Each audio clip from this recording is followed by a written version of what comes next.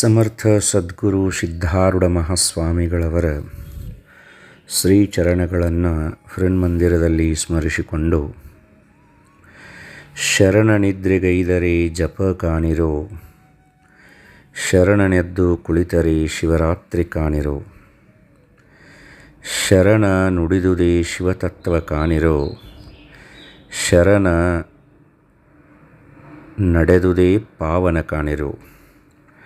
ನಮ್ಮ ಕೂಡಲ ಸಂಗನ ಶರಣರ ಕಾಯವೇ ಕೈಲಾಸ ಕಾಣಿರು ಅಂತ ಹೇಳ್ಕ್ಯಾರ ಜಗಜ್ಯೋತಿ ಬಸವಣ್ಣನವರು. ಬಹಳ ಸುಂದರವಾದಂತಹ ವಚನವನ್ನು ಅನುಗ್ರಹಿಸ್ತಾರೆ.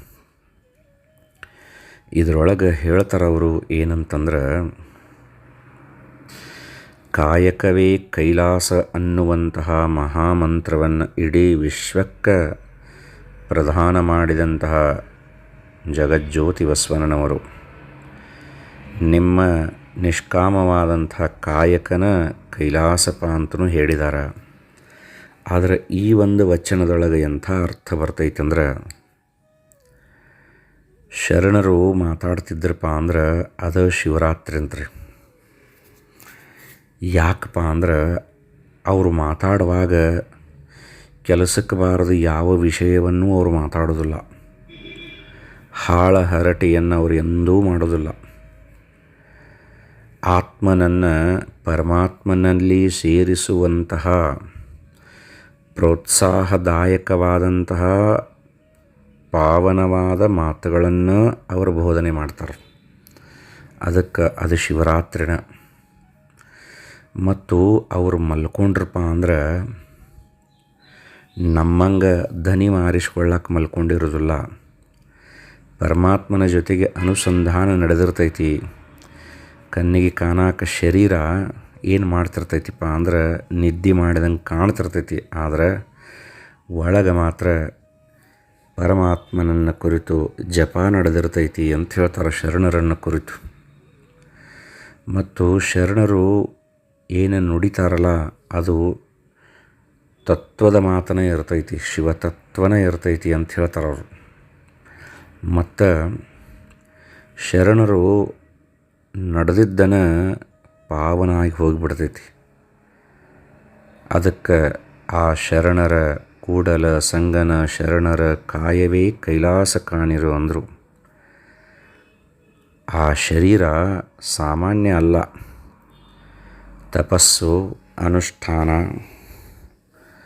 ಸಾತ್ವಿಕ ಒಂದು ಭಾವದ ಸಂಚಲನ, ಇದರ ಮುಖಾಂತರವಾಗಿ ಆ ಶರೀರ ಕೇವಲ ಒಂದು ನಶ್ವರವಾದ ಶರೀರ ಮಾತ್ರ ಆಗಿರೋದಿಲ್ಲ, ಪ್ರತ್ಯಕ್ಷ ಕೈಲಾಸವಾಗಿರ್ತೈತಿ. ಪರಮಾತ್ಮನ ಆ ಒಂದು ಶರೀರದೊಳಗೆ ವಾಸ ಮಾಡಿರ್ತಾನ ಅಂಥೇಳಿ ಇಲ್ಲಿ ಹೇಳ್ತಾರೆ. ಹಂಗೆ ಲಚ್ಚಾಣದ ಸಿದ್ಧಲಿಂಗ ಮಹಾರಾಜರು ಶರಣೋ ಶಂಕರಲಿಂಗ ಅರುಣೋ ಶಂಕರಲಿಂಗ ಅಂಥೇಳಿ ತಮ್ಮ ಗುರುಗಳ ನಾಮಸ್ಮರಣೆಯನ್ನು, ಗುರುಗಳು ತೋರಿದಂತಹ ಒಂದು ದಾರಿಯೊಳಗೆ ಕಠೋರವಾದಂಥ ಒಂದು ತಪಸ್ಸನ್ನು ಮಾಡಿ ತಮ್ಮ ದೇಹವನ್ನು ಕೈಲಾಸವನ್ನಾಗಿ ಮಾಡಿಸ್ಕೊಂಡು ಬಿಟ್ಟಿದ್ರು ಅವರು. ಅವ್ರ ಶರೀರ ಇವತ್ತು ಕಣ್ಣು ಮುಂದೆ ನಮಗೆ ಕಾಣಕ್ಕಿಲ್ಲ ಅಷ್ಟೆ. ಆದ್ರೆ ಅವರನ್ನು ಇವತ್ತಿನ ಮಟನೂ ಸಹಿತ ನಾವು ಭಕ್ತಿಯಿಂದ ಸ್ಮರಣೆ ಮಾಡಿದ್ದನ ಆದ್ರೆ ನಮ್ಮ ಹೃದಯದೊಳಗನ ಅವರು ಪ್ರಕಟಗೊಂಡು ನಮ್ಮನ್ನು ಆಶೀರ್ವದಿಸ್ತಾರೆ. ಇದರೊಳಗೆ ಯಾವ ಸಂಶಯನೂ ಇಲ್ಲ. ಅದಕ್ಕೆ ಮಹಾತ್ಮರಂದ್ರೆ ಅವರು ತಮ್ಮ ಒಂದು ಜಪದಿಂದ, ತಮ್ಮ ಒಂದು ಬೋಧನೆಯಿಂದ, ತಮ್ಮ ಒಂದು ನಡವಳಿಕೆಯಿಂದ, ತಮ್ಮ ಒಂದು ಜ್ಞಾನದಿಂದ ಸಾಕ್ಷಾತ್ ಪರಮೇಶ್ವರನಾಗಿರ್ತಾರೆ. ಅಂತಹ ಪರಮೇಶ್ವರನಾದಂತಹ ಸದ್ಗುರು ಲಚ್ಚಾಣದ ಸಿದ್ಧಲಿಂಗೇಶ್ವರನ ಚರಿತಾಮೃತವನ್ನು ಪವಾಡ ಪುರುಷ ಲಚ್ಚಾಣದ ಶ್ರೀ ಸಿದ್ಧಲಿಂಗೇಶ್ವರನ ಚರಿತಾಮೃತವನ್ನು ನಾವೆಲ್ಲರೂ ಸಹಿತ ಶ್ರವಣ ಮಾಡಕತ್ತೇವೆ. ಇದೇನು ಆ ಮಹಾತ್ಮನ ಚರಿತ್ರವನ್ನು ಶ್ರವಣ ಮಾಡಕತ್ತೇವಲ್ಲ, ಇದು ಎಲ್ಲರಿಗೂ ಶುಭ ಮಾತಲ್ಲ. ಪೂರ್ವಜನ್ಮದ ಪುಣ್ಯದ ಫಲ ಯಾರ್ದು ಕೂಡಿ ಬಂದಿರ್ತೈತೋ ಅವರು ಮಾತ್ರ ಈ ಪವಿತ್ರವಾದಂತಹ ಚರಿತ್ರವನ್ನು ಹೇಳಬಹುದು ಮತ್ತು ಕೇಳಬಹುದು. ಅದಕ್ಕೆ ಇಂತಹ ಮಹಾತ್ಮರ ಲೀಲಾಮೃತವನ್ನು ಚರಿತಾಮೃತವನ್ನು ಕೇಳಿ ನಮ್ಮ ಜನ್ಮವನ್ನು ಪಾವನ ಮಾಡಿಕೊಳ್ಳೋಣ. ಇವತ್ತು ಈ ಪವಿತ್ರವಾದಂತಹ ಗ್ರಂಥದೊಳಗೆ 19ನೆಯ ಅಧ್ಯಾಯ ಓಂ ತತ್ಸತ್ 19ನೆಯ ಅಧ್ಯಾಯ ಲಚ್ಚಾಣಕ್ಕೆ ಬಂದು ಮಠವನ್ನು ಕಟ್ಟಿಸಿದ್ದು.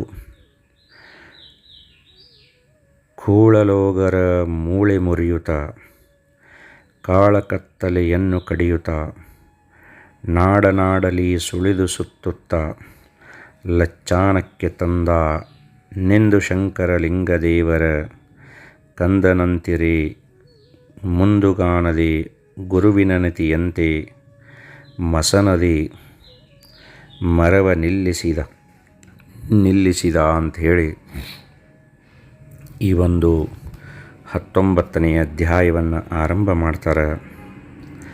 ಮಹಾವೈರಾಗ್ಯದ ಕನಿಯಾಗಿಯೂ ಕರುಣಾ ರಸಭರಿತನಾಗಿಯೂ ಲೀಲಾ ಪುರುಷನಾಗಿಯೂ ನಿಶ್ಚಲ ಜ್ಞಾನದ ಕಳೆಯಾಗಿಯೂ ಭಕ್ತಿ ಭಾವ ಹುಟ್ಟಿಸುವ ದೇವನಾಗಿಯೂ ಮುಕ್ತಿಯ ಮಾರ್ಗದ ತವರು ಮನೆಯಾಗಿಯೂ ತತ್ವಗಳ ಶಿಖಾಮಣಿಯಾಗಿಯೂ ಸತ್ಯ ಅಹಿಂಸೆ ಆಸ್ಥೇಯ ಬ್ರಹ್ಮಚರ್ಯದ ನಿವಾಸವಾಗಿಯೂ ಸ್ವಾನುಭಾವದ ಸಾಗರನಾಗಿಯೂ ತ್ರಿಮೂರ್ತಿಗಳ ಲೀಲೆಯ ಪಿತ ಎನಿಸುವಂತೆ ಸಕಲ ಕ್ಷೇತ್ರಗಳನ್ನು ಗ್ರಾಮಗಳನ್ನು ಪಾವನ ಮಾಡುತ್ತಾ ಮುಟ್ಟಿದ್ದೆಲ್ಲ ಪರುಷ ನಡೆದುದೆಲ್ಲ ಶಿವಮಾರ್ಗ ತನ್ನ ಕೇಳಿದು ಕಂಡಕ್ಕೆ ಮುಗಿದು ಸಕಲ ಜನರೆಲ್ಲರನ್ನು ಕೃತಾರ್ಥರನ್ನು ಮಾಡುತ್ತಾ ಮಂದರರನ್ನು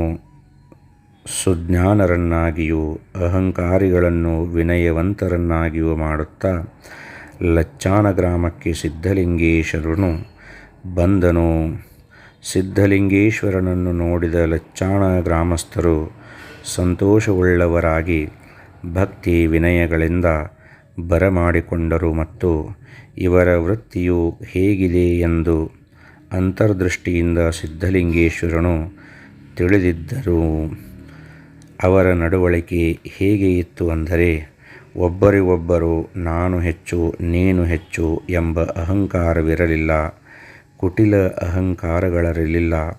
ಜ್ಞಾನ ಸಂಪನ್ನರಾಗಿಯೂ ವಿನಯವುಳ್ಳವರಾಗಿಯೂ ಶಿವಪಥದ ಮಾರ್ಗವನ್ನು ಪಡೆಯಬೇಕೆಂಬ ಇಚ್ಛೆಯುಳ್ಳವರಾಗಿಯೂ ಅಷ್ಟೇ ಅಲ್ಲದೆ ನಾನು ಸೇವೆ ಮಾಡಿದೆ, ದಾನ ಮಾಡಿದೆ, ದಾಸೋಹ ಮಾಡಿದೆ ಎಂಬ ಸೂಕ್ಷ್ಮ ಅಹಂಕಾರವೂ ಸಹ ಅವರ ಹತ್ತಿರ ಸುಳಿದಿರಲಿಲ್ಲ ಅಂಥೇಳಿ ಈ ಒಂದು 19ನೆಯ ಅಧ್ಯಾಯವನ್ನು ಇಲ್ಲಿ ಆರಂಭ ಮಾಡ್ತಾರೆ. ಸಿದ್ಧಲಿಂಗ ಮಹಾರಾಜರು ಗುರುವಿನ ಸಂಪೂರ್ಣವಾದಂಥ ಆಶೀರ್ವಾದವನ್ನು ಪಡ್ಕೊಂಡು ಯಾವಾಗ ಶಂಕರಲಿಂಗ ಮಹಾರಾಜರಿಗೆ ಸ್ಪಷ್ಟವಾಗಿ ಗೊತ್ತಾಗ್ತದೆ ಏನಂದ್ರೆ, ಸಿದ್ಧಲಿಂಗೇಶ್ವರ ಪೂರ್ಣನಾಗಿದ್ದಾನ, ಇವನಲ್ಲಿ ಜ್ಞಾನ ಪೂರ್ಣವಾಗಿದೆ ಅಂಥೇಳಿ ಯಾವಾಗ ಅವರಿಗೆ ಗೊತ್ತಾಯಿತು, ಆವಾಗ ಅವರನ್ನು ಆಶೀರ್ವದಿಸಿ ನೀನು ಜಗತ್ ಕಲ್ಯಾಣಕ್ಕಾಗಿ ಲೋಕ ಸಂಚಾರವನ್ನು ಮಾಡಪ್ಪ ಅಂತ ಆಶೀರ್ವಾದವನ್ನು ಮಾಡ್ತಾರೆ. ಆವಾಗ ತಂದೆ ಎಲ್ಲಿವರೆಗೆ ಲೋಕ ಸಂಚಾರವನ್ನು ಮಾಡಬೇಕು ಅಂಥೇಳಿ ಶಂಕರಲಿಂಗ ಗುರುಗಳನ್ನು ಸಿದ್ಧಲಿಂಗ ಮಹಾರಾಜರು ಕೇಳ್ತಾರೆ. ಶಂಕರಲಿಂಗ ಮಹಾರಾಜರು ಹೇಳ್ತಾರೆ, ಯಾವ ಊರಿಗೆ ಹೋದ ಕೂಡಲೇ ನಿನಗೆ ವಿಶೇಷವಾದಂಥ ಆನಂದ ಲಭಿಸ್ತೈತಿ, ಅಲ್ಲಿನ ಮಠವನ್ನು ಕಟ್ಟಿಸಬೇಕನ್ನುವಂಥ ಭಾವ ಹೃದಯದಿಂದ ಮೂಡ್ತೈತಿ. ಯಾವ ಒಂದು ಸ್ಥಾನದಲ್ಲಿ ನಿನಗೆ ಮಠವನ್ನು ಕಟ್ಟಬೇಕಂತ ಅನಿಸ್ತೈತಲ್ಲ ಆ ಸ್ಥಾನವನ್ನು ಅಗಿದಾಗ ಆಕಳ ಸಗಣಿ ತೆಳಗೆ ಸಿಕ್ತಪ್ಪ ಅಂದ್ರೆ ಅಲ್ಲಿನ ನೀ ಮಠವನ್ನು ಕಟ್ಟಿಸು ಅಂತ ಹೇಳಿಕಾರ ಆಶೀರ್ವದಿಸಿ ಕಳಿಸಿರ್ತಾರೆ. ಅದೇ ಪ್ರಕಾರ ಉತ್ತರ ಭಾರತ, ದಕ್ಷಿಣ ಭಾರತ, ಇಡೀ ಭಾರತ ದೇಶದ ಅನೇಕ ಪುಣ್ಯಕ್ಷೇತ್ರಗಳನ್ನು ಸಂಚಾರ ಮಾಡಿ ಒಂದು ದಿವಸ ಸಿದ್ಧಲಿಂಗ ಮಹಾರಾಜರು ಪುಣ್ಯಕ್ಷೇತ್ರವಾದಂತಹ ಆ ಒಂದು ಲಚ್ಚಾನ ಗ್ರಾಮಕ್ಕೆ ಬರ್ತಾರೆ ನೋಡ್ರಿ. ಯಾವಾಗ ಸಿದ್ಧಾರೂಢರು ಹುಬ್ಬಳ್ಳಿಗೆ ಬಂದರು, ಹುಬ್ಬಳ್ಳಿಗೆ ಕಾಲಿಟ್ಟು ಕೂಡಲೇ ಅವ್ರ ಭಾವ ಹೆಂಗಾತಂದ್ರೆ ತಲೆ ಮೇಲೆ ಇದ್ದಂತಹ ಭಾರವನ್ನು ಕೆಳಗೆ ಇಳಿಸಿದಂಥ ಅನುಭವ ಸಿದ್ಧಾರೂಢರಿಗೆ ಆಗಿತ್ತಂತ. ಸಾಕಷ್ಟು ಸಂಚಾರವನ್ನು ಮಾಡಿ ಮಡಿವಾಳೇಶ್ವರ ಮಹಾಸ್ವಾಮಿಗಳು ಗರಗ ಪುಣ್ಯಕ್ಷೇತ್ರಕ್ಕೆ ಬಂದಾಗ ಅವರಿಗೂ ಹಂಗೆ ಆಗಿತ್ತಂತ. ಶಿರಡಿ ಸಾಯಿಬಾಬಾ ಸಂಚಾರವನ್ನು ಮಾಡಿ ಯಾವಾಗ ಶಿರಡಿಗೆ ಬರ್ತಾರೆ, ಒಂದು ಬೇವಿನ ಮರ, ಆ ಬೇವಿನ ಮರದ ಬುಡಕ್ಕೆ ಕುಂಡಿರ್ತಾರೆ. ಅವರಿಗೆ ಅಲ್ಲಿ ಸದ್ಗುರುವಿನ ಆವಾಸ ಇರುವುದು ಅನುಭವಕ್ಕೆ ಬರ್ತೈತಿ.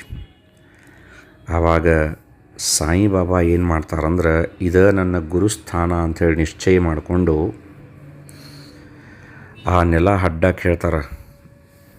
ಆ ಗಿಡದ ಬುಡಕ್ಕೆ ನೆಲ ಹಡ್ಡಿದ ಕೂಡಲೇ ಒಳಗೆ 5 ದೀಪಗಳು ಉರಿತಿರ್ತಾವೆ ನೆಲದಾಗನ. ಆವಾಗ ಹೇಳ್ತಾರೆ, ಪಂಚಮಹಾಭೂತಗಳ ಸೂಚಕವಾಗಿ ಇಲ್ಲಿ ಸಾಕ್ಷಾತ್ ಗುರು ನೆಲೆಸಿದಾನ, ಅದಕ್ಕಾಗಿ ನಾ ಇಲ್ಲೇ ನೆಲೆಸ್ತೇನೆ ಅಂಥೇಳಿ ಶಿರಡಿ ಸಾಯಿಬಾಬಾ ಹೆಂಗೆ ನೆಲೆಸಿದ್ರು ಹಂಗೆ, ಹುಬ್ಬಳ್ಳಿಯಾಗ ಸಿದ್ಧಾರೂಢರು ಹೆಂಗೆ ನೆಲೆಸಿದ್ರು ಹಂಗೆ, ಗರಗದೊಳಗೆ ಮಡಿವಾಳೇಶ್ವರ ಮಹಾಸ್ವಾಮಿಗಳು ಹೆಂಗೆ ನೆಲೆಸಿದ್ರು ಹಂಗೆ, ನವಲಗುಂದದೊಳಗೆ ನಾಗಲಿಂಗ ಮಹಾಸ್ವಾಮಿ ಹೆಂಗೆ ನೆಲೆಸಿದ್ದು ಹಂಗೆ, ಲಚ್ಚಾನಕ್ಕೆ ಬರಗುಡದ ಸಿದ್ಧಲಿಂಗ ಮಹಾರಾಜರಿಗೆ ಅನಸಾಕತ್ತು ಈ ಊರು ಬಹಳ ಶಾಂತ ಐತಿ, ಈ ಊರೊಳಗಿನ ಜನರು ಬಹಳ ಸಾತ್ವಿಕ ಸ್ವಭಾವದವರದಾರು, ಜ್ಞಾನದ ಕಡೆಗೆ ತಮ್ಮನ್ನು ತಾವು ಹೊಳ್ಳಿಸ್ಕೊಳ್ತಾರೆ, ಮತ್ತು ಇವರೊಳಗೆ ಅಹಂಕಾರ ಅನ್ನೋದು ಇಲ್ಲ. ದಾನ ಧರ್ಮಾದಿಗಳನ್ನು ಮಾಡಿದ್ರೂ ಸಹಿತ ನಾ ದಾನ ಮಾಡಿದೆ ಅನ್ನುವಂಥ ಭಾವನೂ ಇವರೊಳಗಿಲ್ಲ. ಇವರ ಮನಸ್ಸು ಭಾಳ ಪರಿಶುದ್ಧ ಐತೆ ಅಂಥೇಳಿ ತಿಳ್ಕೊಂಡು ಸಿದ್ಧಲಿಂಗ ಮಹಾರಾಜರು ಏನು ಮಾಡ್ತಾರಂದ್ರೆ, ಆ ಒಂದು ಲಚ್ಚಾಣದ ಊರು ಹೊರಗಿರುವಂತಹ ಸ್ಮಶಾನದೊಳಗೆ ಹೋಗಿ, ಗೌಡರ ಭೂಮಿಯಲ್ಲಿ ಸ್ಮಶಾನ ಇತ್ತು, ಆ ಸ್ಮಶಾನದೊಳಗೆ ಹೋಗಿ ಧ್ಯಾನ ಮಾಡ್ಕೋ ಅಂತ ಕುಂತುಬಿಡ್ತಾರೆ. ಅವರಿಗೆ ಧ್ಯಾನಕ್ಕೆ ಇಷ್ಟ ಹತ್ತತೈತಲ್ಲಿ ಅಂತಂದ್ರೆ 3 ದಿವಸ ಪರ್ಯಂತರವಾಗಿ ಅವರು ಹೊರ ಪ್ರಪಂಚದ ಅರಿವಿಲ್ಲದಂಗೆ ಇರ್ತಾರೆ. ತುರ್ಯಾತೀತ ಅವಸ್ಥೆ ಒಳಗೆ ಸಿದ್ಧಲಿಂಗ ಮಹಾರಾಜರು ಲಚ್ಚಾಣದೊಳಗೆ ತೇಲಾಡ್ತಾರೆ. ಆ ಒಂದು ಕಠೋರವಾದಂಥ ಅನುಷ್ಠಾನವನ್ನು ನೋಡಿದಂಥ ಲಚ್ಚಾಣದ ಪುಣ್ಯಾತ್ಮರೆಲ್ಲರೂ ಸಹಿತ, ನೋಡ್ರಿ ಲಚ್ಚಾಣ ಎಷ್ಟು ಪುಣ್ಯಮಯವಾದ ಕ್ಷೇತ್ರ ಇರಬಹುದಂತ ಸಮೀಪನ ರೈಲ್ವೆ ಹಾದು ಹೋಗ್ತಿತ್ತು. ಆವಾಗ ಲಚ್ಚಾಣದ ಪುಣ್ಯ ಉದಯಿಸಿತ್ತು, ಲಚ್ಚಾಣದ ಜನರ ಪುಣ್ಯ ತುಂಬಿ ಬಂದಿತ್ತು. ಹಾಗಾಗಿ ಸಾಕ್ಷಾತ್ ಪರಮೇಶ್ವರ ಲಚ್ಚಾಣಕ್ಕೆ ಬಂದಿದ್ದ. ಲಚ್ಚಾಣದ ಭಕ್ತರೆಲ್ಲರೂ ತಮ್ಮೊಳಗೆ ಮಾತಾಡ್ತಾರೆ ಏನಂದ್ರೆ, ಎಂತಹ ಮಹಾತ್ಮ ಸಾಕ್ಷಾತ್ ಪರಮೇಶ್ವರ, ಈ ಪರಮೇಶ್ವರ ಬಂದು ನಮ್ಮ ಊರಾಗ ನೆಲೆಸಿದಾನಂದ ಮೇಲೆ ಇವನ್ನ ಇನ್ನು ನಾವು ಬಿಟ್ಟು ಕೊಡೋದು ಬೇಡ. ಈ ಪರಮಾತ್ಮ ನಮ್ಮ ಊರೊಳಗನ ಶಾಶ್ವತವಾಗಿ ನೆಲೆಸಬೇಕು. ಹಂಗೆ ನಾವೆಲ್ಲರೂ ಸಹಿತ ಭಕ್ತಿಯನ್ನು ಮಾಡೋಣ, ಆ ಪರಮಾತ್ಮನ ಮನಸ್ಸನ್ನು ಒಲಿಸ್ಕೊಳ್ಳೋಣ ಅಂಥೇಳಿ ಊರಾಗಿನ ಜನ ಎಲ್ಲರೂ ಸಹಿತ ಏನು ಮಾಡ್ತಾರಂತಂದ್ರೆ, ತಮ್ಮೊಳಗನ ಮಾತಾಡ್ಕೊಳ್ತಾರೆ. ದಿನನಿತ್ಯವೂ ಬಂದ ಗುರುಗಳ ಹಂತಕ್ಕೆ ಕುಂಡ್ರೋದು, ಅವ್ರು ಏನು ಹೇಳ್ತಾರೋ ಆ ಸೇವಾ ಮಾಡೋದು, ಭಕ್ತಿ ಭಾವದಿಂದ ಅವರಲ್ಲಿ ಪರಮಾತ್ಮನನ್ನು ಕಾಣಕ್ಕೆ ಆರಂಭ ಮಾಡ್ತಾರೆ. ಸಿದ್ಧಲಿಂಗ ಮಹಾರಾಜರಿಗೂ ಸಹಿತ ಲಚ್ಚಾನವನ್ನು ನೋಡಿದ ಕೂಡಲೇ ಇಲ್ಲಿ ಉಳಿಬೇಕಂತ ಮನುಷ್ಯನಾಗ ಬಂದಿತ್ತು. ಲಚ್ಚಾಣದ ಭಕ್ತರಿಗೂ ಸಹಿತ ಸಿದ್ಧಲಿಂಗ ಮಹಾರಾಜರನ್ನು ಇಲ್ಲೇ ಇಟ್ಕೊಳ್ಬೇಕನ್ನುವಂಥ ಭಾವನೂ ಮೂಡಿತ್ತು. ಇದಕ್ಕೆ ದೈವ ಸಂಕಲ್ಪ, ಪೂರ್ವ ನಿಶ್ಚಿತವಾದಂತಹ ಸಂಕಲ್ಪ ಅಂತ ಕರೀತಾರೆ. ಎಷ್ಟೋ ವರ್ಷದ ಪುಣ್ಯದ ಫಲವಾಗಿ ಇಂತಹ ಘಟನೆಗಳು ನಡೀತವ. ಲಚ್ಚಾಣದ ಪುಣ್ಯ ಸಾಕ್ಷಾತ್ ಪರಮಾತ್ಮ ಬಂದಿದ್ದ. ಆವಾಗ ಶಂಕರಲಿಂಗ ಮಹಾರಾಜರು ಅವರನ್ನು ಧ್ಯಾನಿಸ್ಕೋತ ಸಿದ್ಧಲಿಂಗ ಮಹಾರಾಜರು ಇರುತ್ತಿದ್ದರು. ಅನೇಕ ಜನ ಸುತ್ತಮುತ್ತಲಿನ ಹಳ್ಳಿ ಜನ ಪ್ರಸಾದ ಮಾಡಿಕೊಂಡು ಬರೋದು, ಭಕ್ತರಿಗೆ ಪ್ರಸಾದ ನೀಡೋದು, ಸಿದ್ಧಲಿಂಗ ಮಹಾರಾಜರ ಪ್ರವಚನ ಕೇಳೋದು ನಡೆದಿತ್ತು. ಸಿದ್ಧಲಿಂಗ ಮಹಾರಾಜರು ವಿಚಾರ ಮಾಡಿದರು, ಹಂಗೆ ಇಲ್ಲಿ ನೆಲೆಸೋದು ಬೇಡ, ಒಂದು ಸ್ವಲ್ಪ ಪರೀಕ್ಷೆ ಮಾಡೋಣ ಲಚ್ಚಾಣದ ಜನರನ್ನಂಥೇಳಿ ತಿಳ್ಕೊಂಡು, ಆತಪ್ಪ ನಾ ಇರುವಾಗ ಎಷ್ಟೊಂದು ಭಕ್ತಿಯಿಂದ ಶಂಕರಲಿಂಗ ಮಹಾರಾಜರನ್ನು ಸ್ಮರಣೆ ಮಾಡಿದ್ರಿ, ನಾ ಈಗ ಮತ್ತೆ ಸಂಚಾರಕ್ಕೆ ಹೋಗ್ತೀನಿ. ನಾ ಸಂಚಾರಕ್ಕೆ ಹೋದ ನಂತರನೂ ಸಹಿತ ಅಖಂಡವಾಗಿ ನೀವೇನು ಮಾಡಬೇಕಂದ್ರೆ, ಶರಣೋ ಶಂಕರಲಿಂಗ ಮಹಾಸ್ವಾಮಿ, ಶರಣೋ ಶಂಕರಲಿಂಗ ಅಂಥೇಳಿ ಧ್ಯಾನ ಮಾಡ್ಕೊತ ಗುರುವ ಸ್ಮರಣೆ ಒಳಗೆ ನಿರತರಾಗಿರ್ರಿಪ್ಪ ಅಂತ ಹೇಳ್ತಾರೆ. ಆವಾಗ ಆ ಲಚ್ಚಾಣದೊಳಗಿನ ಒಬ್ಬ ಹಿರಿಯರು ಏನು ಮಾಡ್ತಾರಂದ್ರೆ, ಅತಗೋತ ಬಂದ ಸಾಷ್ಟಾಂಗ ನಮಸ್ಕಾರ ಮಾಡಿ, ಸದ್ಗುರುನಾಥ, ಇಷ್ಟು ದಿವಸ ಸಾಕಷ್ಟು ಸಂಚಾರವನ್ನು ನೀ ಮಾಡಿದಿ, ನಮ್ಮೆಲ್ಲರ ಪುಣ್ಯ ಭಾಗ್ಯ ಉದಯಿಸೇತಿ, ನಮ್ಮೂರೊಳಗೆ ಬಂದ ನೀ ನೆಲೆಸಿದಿ, ಇನ್ನು ಮುಂದೆ ಸಂಚಾರಕ್ಕೆ ಹೋಗಬೇಡ ತಂದೆ, ಇದು ನಮ್ಮ ಗ್ರಾಮದೊಳಗೆ ನೆಲೆಸಿ ನಮ್ಮನ್ನು ಉದ್ಧರಿಸಬೇಕು ಅಂಥೇಳಿ ಒಬ್ಬ ವಯೋವೃದ್ಧರು ಬಂದು ಕಣ್ಣೀರು ಸುರಿಸಾಕತ್ರು. ಅದನ್ನು ನೋಡಿ ಲಚ್ಚಾಣದೊಳಗಿರುವಂಥ ಎಲ್ಲ ಜನರು, ಯಾವ ಜಾತಿನೂ ಅಲ್ಲ, ಎಲ್ಲ ಜಾತಿಯ ಜನರು, ಇಡೀ ಲಚ್ಚಾಣದ ಜನ ಎಲ್ಲರೂ ಸಾಷ್ಟಾಂಗ ಹಾಕಿಬಿಟ್ರಂತ ನೋಡ್ರಿ. ಸದ್ಗುರುನಾಥ, ನಮ್ಮನ್ನು ಬಿಟ್ಟು ಹೋಗಬೇಡ, ಸದ್ಗುರುನಾಥ, ಇನ್ನು ಸಂಚಾರ ಅನಬೇಡ, ನೀ ಇಲ್ಲೇ ಇರಬೇಕು, ನಿನ್ನ ಮನಸ್ಸು ನೋಯಿಸದಂಗೆ, ನಿನ್ನ ಆನಂದಕ್ಕೆ ಯಾವ ಧಕ್ಕೆನೂ ಬರದಂಗೆ ನೀ ಹೇಳಿದ ಮಾರ್ಗದೊಳಗನ ನಾವು ನಡಿತೀವಿ, ನಮ್ಮ ಸರ್ವಸ್ವವೆಲ್ಲವೂ ಸಹಿತ ನಿನಗೆ ಅರ್ಪಿತ ಅಂಥೇಳಿ ಇಡೀ ಲಚ್ಚಾಣದ ಸಣ್ಣ ಹುಡುಗರಿಂದ ಹಿಡಿದ ಶ್ರೀಮಂತರಿಂದ ಹಿಡಿದ ಬಡವರಿಂದ ಹಿಡಿದ ವಯೋವೃದ್ಧರೆಲ್ಲರೂ ಸಹಿತ ಸಾಷ್ಟಾಂಗ ಮಾಡಿದರು. ನೋಡ್ರಿ ಎಷ್ಟು ಪುಣ್ಯ ಊರಿರ್ಬೇಕಂತ ಲಚ್ಚಾಣ. ಅದಕ್ಕೆ ಲಚ್ಚಾಣ ಹೋಗಿ ಕಲ್ಯಾಣವಾಯ್ತಂತ ಹೇಳ್ತಾರೆ, ಕೈಲಾಸವಾಯ್ತಂತ ಹೇಳ್ತಾರೆ. ಆವಾಗ ಸಿದ್ಧಲಿಂಗ ಮಹಾರಾಜರು ಸಂತೋಷಪಟ್ಟರು. ನಡಿಯಪ್ಪ ಅಂತ ಹೇಳ್ತಾರೆ. ಯಾವ ಒಬ್ಬ ಹಿರಿಯ ನೀವಿಲ್ಲೇ ಇರಬೇಕಂತ ಸಂಕಲ್ಪ ಮಾಡಿ ಮುಂದೆ ಬಂದಿದ್ದ, ಅವನ ಕೈಯೊಳಗೆ ಗುದ್ಲಿಯನ್ನು ಕೊಟ್ಟು, ನಡಿಯಪ್ಪ, ನೀ ಎಲ್ಲಿ ಗುದ್ಲಿ ಹಾಕ್ತೀಯೋ ಹಾಕಿ ನಡಿ, ನಮ್ಮಪ್ಪ ಹೇಳಿದ ಮಾತು ಖರೆ ಆಗಬೇಕೈತಿ, ಅದಾತಪ್ಪ ಅಂದ್ರೆ ನಾ ಇಲ್ಲೇ ಉಳಿತೀನಂದರು. ಮುಂದೆ ಒಂದು ಆಕಳು ಹೋಗ್ತಿತ್ತು.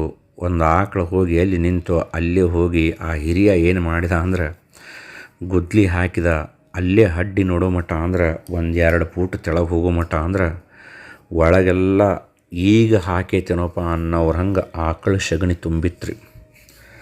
ಆ ಪವಾಡವನ್ನು ನೋಡಿದಂಥ ಭಕ್ತರ ಕಣ್ಣೊಳಗೆ ಕಣ್ಣೀರು ಹೊಂಟು. ನಮ್ಮ ಊರು ಎಷ್ಟು ಪುಣ್ಯದ್ದಿರಬಹುದು, ನಮ್ಮ ಹಿರಿಯರು ಎಷ್ಟು ತಪಸ್ಸು ಮಾಡಿರಬಹುದು, ಇಂಥ ಅಘಟಿತವಾದಂಥ ಘಟನೆ ನಡಿಬೇಕಂದ್ರೆ ಅಂಥೇಳಿ ಬಹಳ ಸಂತೋಷಪಟ್ಟರು. ಇದು ಯಾರ ಹೊಲ ಅಂತ ಕೇಳಿದರು. ಅದು ಲಚ್ಚಾಣದ ಗೌಡ್ರ ಹೊಲ ಇತ್ತು. ಗೌಡ್ರು ಅಲ್ಲೇ ಇದ್ದರು. ಕಣ್ಣೀರು ಸುರಿಸ್ಕೋತ, ಸದ್ಗುರುನಾಥ, ನನ್ನ ಹೊಲ ಅಷ್ಟ ಯಾಕೆ, ನನ್ನ ಸರ್ವಸ್ವವು ನಿನಗೆ ಅರ್ಪಿತ ಅಂಥೇಳಿಕಾರ ಸಾಷ್ಟಾಂಗ ಮಾಡಿ ತಮ್ಮ ಹೊಲವನ್ನು ಲಚ್ಚಾಣದೊಳಗೆ ಸಿದ್ಧಲಿಂಗ ಮಹಾರಾಜರ ಮಠ ಸ್ಥಾಪನೆ ಮಾಡಲಿಕ್ಕೆ ಬರೆದು ಕೊಟ್ರಂತ ನೋಡ್ರಿ. ಎಂತೆಂಥ ಘಟನೆಗಳಾಗಿದ್ದಾವ. ಆವಾಗ ಸಂತೋಷಭರಿತರಾಗಿ ಲಚ್ಚಾಣ ಸಿದ್ಧಲಿಂಗ ಮಹಾರಾಜರು ಏನು ಮಾಡಿದಾರಂದ್ರೆ, ಅಲ್ಲಿನ ಭಕ್ತರ ಒಂದು ಸಹಕಾರದಿಂದ, ಭಕ್ತರ ಒಂದು ಭಕ್ತಿಗೆ ಮೆಚ್ಚಿ ಅಲ್ಲೇ ಮಠ ತಯಾರಾತು. ಕಮರಿ ಮಠ ಅಂತ ಹೇಳ್ಯಾರ. ಅದಕ್ಕೆ ಹೆಸರನ್ನು ಇಟ್ಟರು. ಇದು ಕಲಿಯುಗದ ಪುಣ್ಯಕ್ಷೇತ್ರ ಶ್ರೀಶೈಲವಾಗತೈತಿಪ್ಪ ಅಂತ ಹೇಳ್ಯಾರ. ಸಿದ್ಧಲಿಂಗ ಮಹಾರಾಜರು ಎಲ್ಲ ಭಕ್ತರಿಗೆ ಆಶೀರ್ವದಿಸಿದರು. ಎಷ್ಟೋ ಜನ ಬಂದು ಸಿದ್ಧಲಿಂಗ ಮಹಾರಾಜರ ಕಡೆ ಸನ್ಯಾಸ ದೀಕ್ಷೆಯನ್ನು ತಗೊಂಡು ಅಲ್ಲಿಯೇ ಅನುಷ್ಠಾನ ಆತ್ಮ ಸಾಧನೆಯನ್ನು ಮಾಡೋಕ್ಕೆ ಆರಂಭ ಮಾಡಿದರು. ಎಷ್ಟೋ ಜನ ಗೃಹಸ್ಥರಿದ್ರೂ ಸಹಿತ ಗುರುವಿನ ಉಪದೇಶವನ್ನು ಪಡೆದು ಕೃತಾರ್ಥರಾಗಿ ಪಾರಮಾರ್ಥ ಮತ್ತು ಲೌಕಿಕ ಎರಡನ್ನೂ ಸಾಧಿಸಿ ಪರಮಾತ್ಮನ ಸ್ವರೂಪವನ್ನು ಪಡ್ಕೊಂಡ್ರು. ಹಿಂಗೆ ಲಚ್ಚಾಣಕ್ಕೆ ಬಂದ ಸಿದ್ಧಲಿಂಗ ಮಹಾರಾಜರು ನೆಲೆಸಿದಂತಹ ಲಚ್ಚಾಣದೊಳಗೆ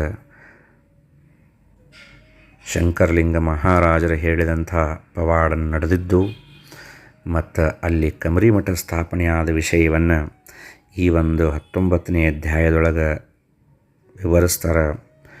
ಶಿವನಾಮಸ್ಮರಣೆಯೊಂದಿಗೆ ಮಠವು ಕಂಗೊಳಿಸಲಿಕ್ಕೆ ಹತ್ತಿತು. ಶಿವನಾಮ ಸ್ಮರಣೆಯ ಪ್ರಭಾವದಿಂದ ಕಾಮಧೇನು, ಕಲ್ಪವೃಕ್ಷ, ವೇದಗಳು ಸದಾಕಾಲ ಮಠದಲ್ಲಿ ಸ್ಥಿರವಾಗಿ ವಾಸಿಸಿದವು ಎಂಬಲ್ಲಿಗೆ 19ನೇ ಅಧ್ಯಾಯಕ್ಕೆ ಮಂಗಲಂ. ಓಂ ಶಾಂತಿ ಶಾಂತಿ ಶಾಂತಿ.